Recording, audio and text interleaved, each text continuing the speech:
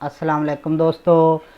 अब दसना ये है कि गड्डी दे विच एक सेंसर ऐसा होंदा है कि गड्डी दे इंजन नू एडवांस रखदा है।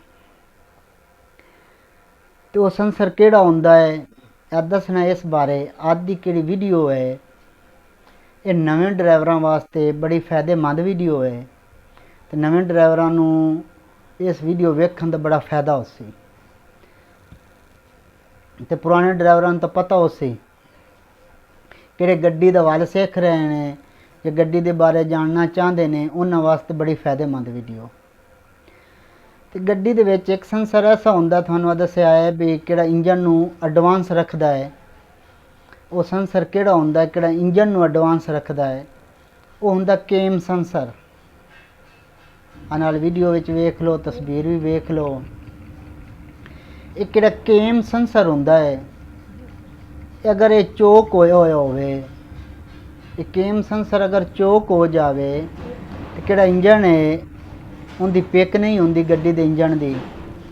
जदों इंजन दी पिक नहीं होंदी तो आपां रेसां उन्नूं दिन्ने आ गड्डी नूं।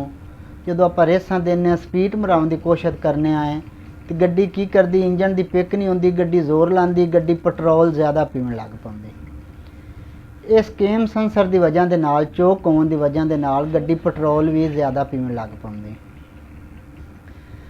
हुण ये तुसीं आ वीडियो दे विच वेख लो कि किवें आपां दूवे आम रूटीन सेंसर खुलवा के स्प्रे मरा के साफ करने आए, साफ हो जाते हैं। उंज साफ नहीं होंदा। इनू जदों भी तुसीं खुलवाना है तो इनू ग्रिप समेत खुलवा के इनू करंट दे के इस तरह मोड़े नू स्प्रे मार के साफ कर सो। करंट ला के इहदे विच सिस्टम लगा होया विच वेख लो चलदा पिया, ये विच चलदा इहदे सिस्टम। इस तरह अगर इनू स्प्रे मरा के इनू साफ कराई सो तो मुकम्मल इहदी सफाई होसी। जे अगर इनू उंज वैसे ही कढवा के करंट तो बगैर इनू स्प्रे मरा के साफ करा सो तो यह साफ मुकम्मल नहीं होना, उहदे नाल इहदी सफाई पूरी नहीं होनी। उनके बावजूद भी गड्डी की पिक खराब हो सकती है या पेट्रोल की एवरेज खराब हो सकती। तो इनू जदों भी साफ कराना है एक केम सेंसर कढवा के इस तरह इनू साफ कराना है, करंट ला के नाल इनू स्प्रे इस तरह मारना है तो मोड़े साफ होना है।